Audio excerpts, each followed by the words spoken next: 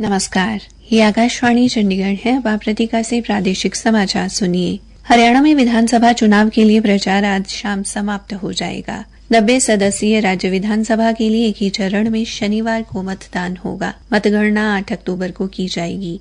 प्रचार के अंतिम दिन आज कांग्रेस सांसद दीपेंद्र हुड्डा ने कालका में कांग्रेस प्रत्याशी प्रदीप चौधरी के पक्ष में जनसभा को संबोधित किया।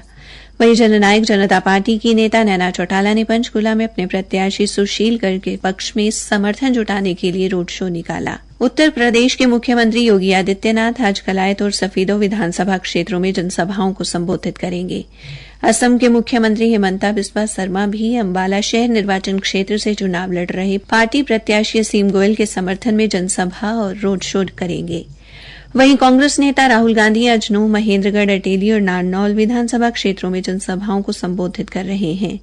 इंडियन नेशनल लोकदल के नेता अभय सिंह चौटाला एलनाबाद विधानसभा क्षेत्र में चुनाव प्रचार करेंगे। इस बीच निर्वाचन आयोग ने 5 अक्टूबर को मतदान के दिन शाम 6:30 बजे तक किसी भी प्रकार का एग्जिट पोल जारी करने पर रोक लगा दी है। इसमें प्रिंट और इलेक्ट्रॉनिक मीडिया के साथ ही अन्य माध्यम से एग्जिट पोल का प्रकाशन या प्रसार शामिल है। हरियाणा के मुख्य निर्वाचन अधिकारी पंकज अग्रवाल ने कहा है कि विधानसभा चुनाव के लिए मतदान पार्टियां मतदान केंद्रों के लिए कल रवाना की जाएंगी। चुनाव ड्यूटी पर जा रहे मतदान दल के कार्य में अगर कोई असामाजिक तत्व या राजनीतिक पार्टी अपने प्रभाव के चलते उनकी ड्यूटी में किसी प्रकार का व्यवधान उत्पन्न करते हैं तो उनके विरुद्ध नियमानुसार कड़ी कार्रवाई की जाएगी। उन्होंने बताया कि मतदान केंद्र के अंदर यदि किसी व्यक्ति का आचरण सही नहीं है या पीठासीन अधिकारी के आदेशों की अवहेलना करता है तो उसे ड्यूटी पर तैनात पुलिस कर्मचारी द्वारा मतदान केंद्र से बाहर निकाला जा सकता है। उसके बाद भी यदि वो व्यक्ति पीठासीन अधिकारी की अनुमति के बिना मतदान केंद्र में पुनः प्रवेश करता है तो उसे गिरफ्तार किया जा सकता है। उसे लोक प्रतिनिधित्व अधिनियम 1951 की धारा 132 के तहत 3 महीने की जेल या जुर्माना या दोनों सजाएं दी जा सकती हैं। हरियाणा के मुख्य निर्वाचन अधिकारी पंकज अग्रवाल ने कहा है कि आदर्श आचार संहिता के उल्लंघन और मतदाताओं को प्रलोभन देने पर सख्त कार्रवाई की जाएगी।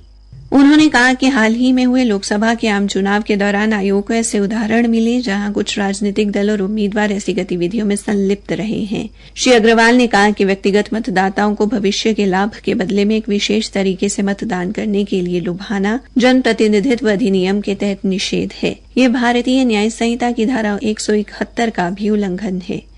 आयोग ने सभी राजनीतिक दलों व उम्मीदवारों, उनके एजेंटों अथवा आम व्यक्ति को किसी भी विज्ञापन, पर्चे, वेबसाइट, वेब या मोबाइल एप्लीकेशन, टेक्स्ट या सोशल मीडिया पर संदेशों, मिस्ड कॉल, फॉर्म के वितरण और ऑफलाइन सर्वेक्षण फॉर्म या डिजिटल सर्वेक्षण के बहाने व्यक्तिगत डेटा एकत्रित करके लाभार्थी उन्मुख योजनाओं के लिए व्यक्तियों को पंजीकृत करने से जुड़ी किसी भी गतिविधि को तुरंत बंद करने के निर्देश दिए हैं। उन्होंने कहा कि उल्लंघन किए जाने पर उनके खिलाफ वैधानिक प्रक्रिया के अनुसार कार्रवाई की जाएगी। श्री अग्रवाल ने कहा कि इस बारे जिला निर्वाचन अधिकारियों को निर्देश जारी कर दिए गए हैं।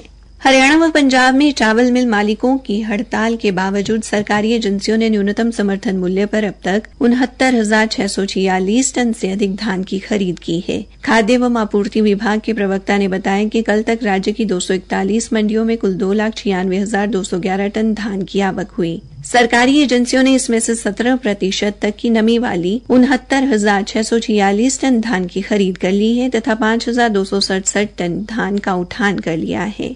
किसानों को समय पर भुगतान भी सुनिश्चित किया जा रहा है और अब तक 3 करोड़ रुपए सीधे किसानों के बैंक खातों में वितरित किए गए हैं, जिससे 7,276 से अधिक किसान लाभान्वित हुए हैं। प्रवक्ता ने बताया कि कल एक ही दिन में 1,662 टन धान का उठान किया गया है। उन्होंने कहा कि विभाग ने चावल मिल मालिकों की हड़ताल के चलते विशेष प्रबंध किए हैं ताकि किसानों को उनकी फसल बेचने में किसी प्रकार की कोई कठिनाई न आए। इसी के साथ ये समाचार बुलेटिन समाप्त हुआ।